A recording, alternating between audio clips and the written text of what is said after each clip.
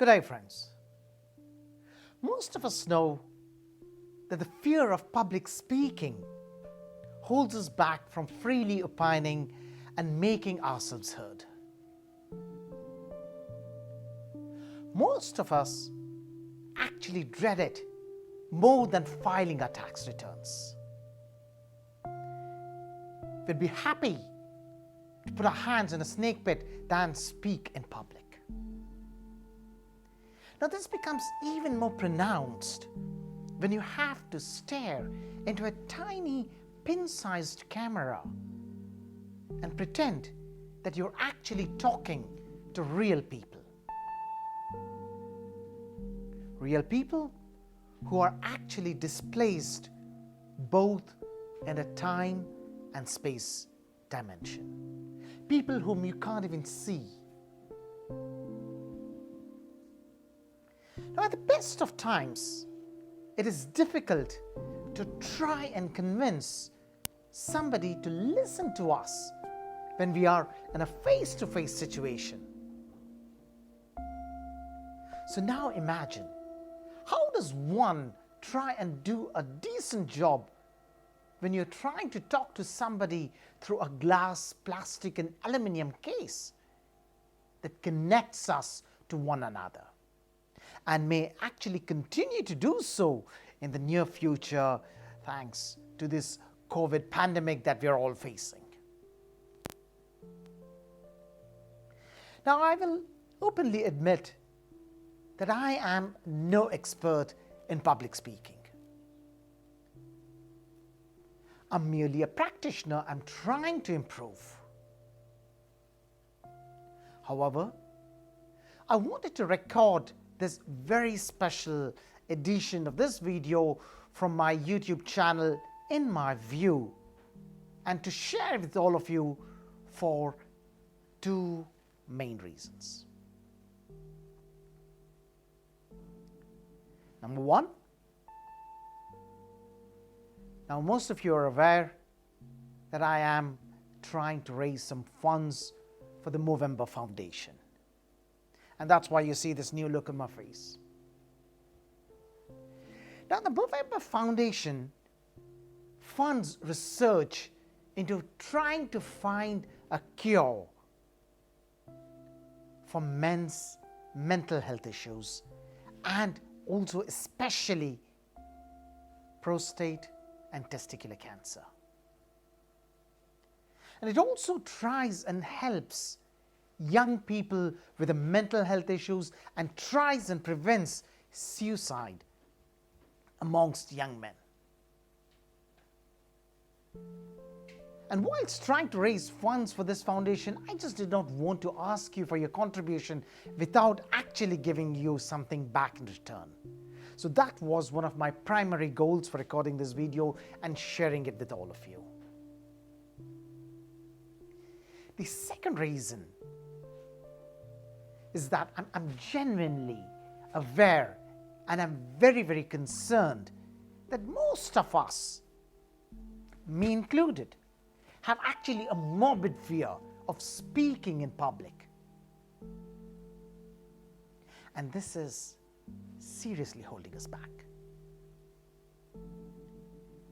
And so, just as an experiment, I wanted to try and share a few tips that I've learned in the hope that it will improve both of us, all of us, to try and get a little bit better together.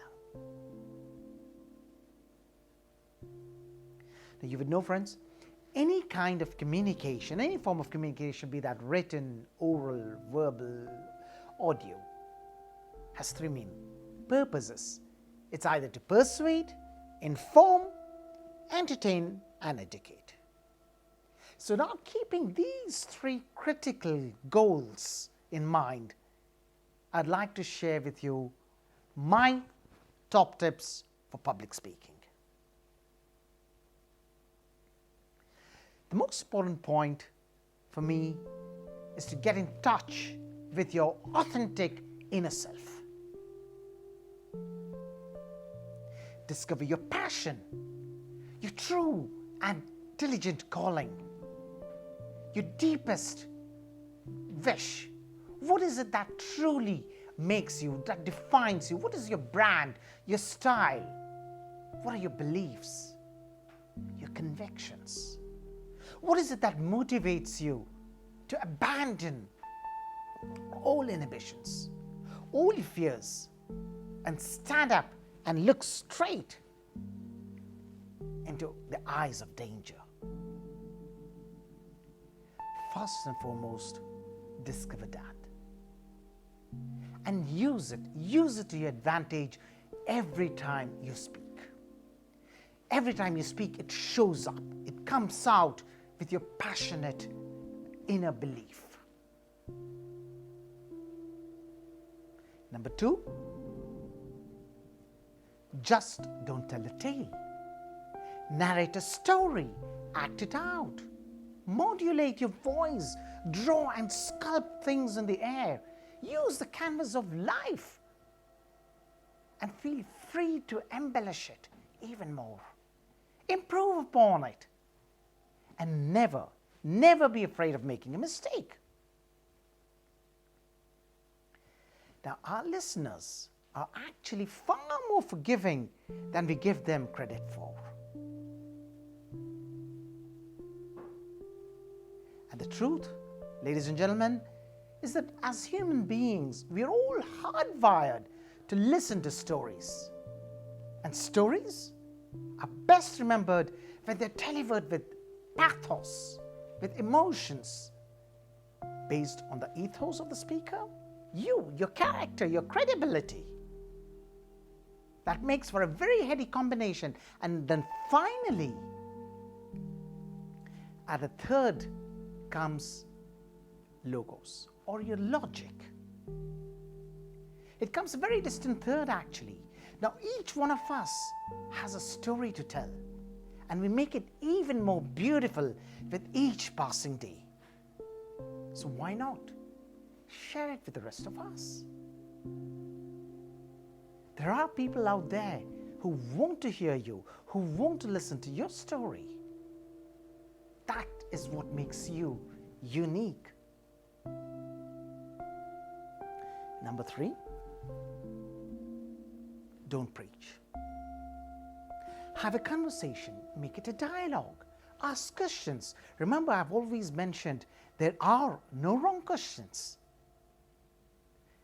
If you ever observe two friends talking, the way they animate, the way they gesticulate, the antics, the complete ignorance of the rest of the world, nothing even matters to them. Vary your rate, the speed at which you speak. Vary your volume, speak loudly and speak softly for emphasis. Vary your pitch, make it high, make it low. And very importantly, be generous with your pauses. To emphasize a very key point, stop, pause, breathe in.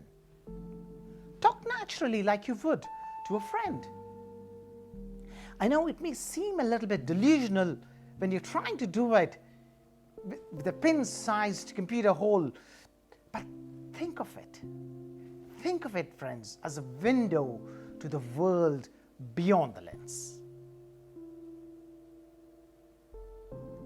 Now, what was once considered delusional, today they call it a webinar. And you're talking to 100 people in front of a lens.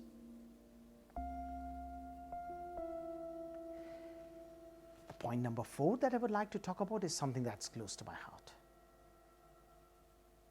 It is simply to lighten up. Learn to laugh at yourself so that when the world laughs at you, it just merely feels like an extension of yourself. Now, I am not advocating becoming a stand-up comedian. No, that's not what I want to tell you. That is a very difficult job indeed. I've been trying and I've been failing, miserably failing, but I'm learning. Now, what I would like to rather say is that you can gain a lot by lightening up the moment and adding a little bit of humor to your presentation. That'll certainly make your listeners more glued to what you're talking about.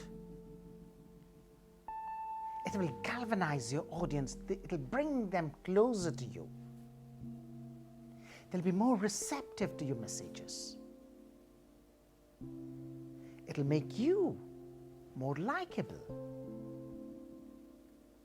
And best of all, it lowers the defenses between me, the presenter, who stands on a pedestal, and the audience on the other side of the lens.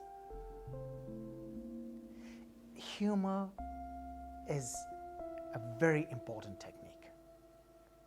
But I do admit in all honesty that comedy is a lot of hard work.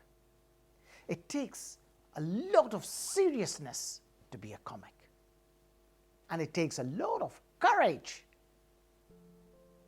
to be vulnerable and poke some good-natured fun around yourself and about yourself.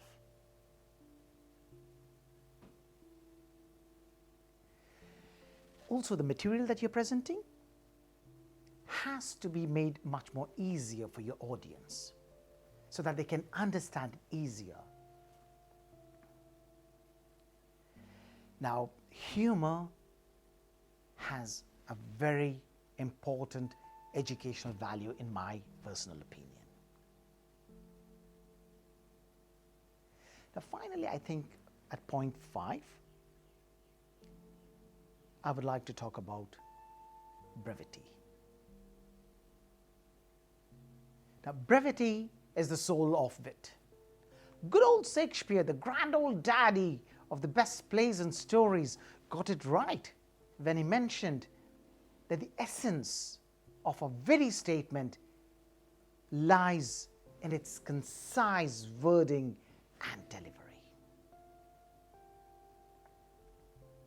We all live in a world with an overload of information and a million other gadgets that vie and seek our attention every second.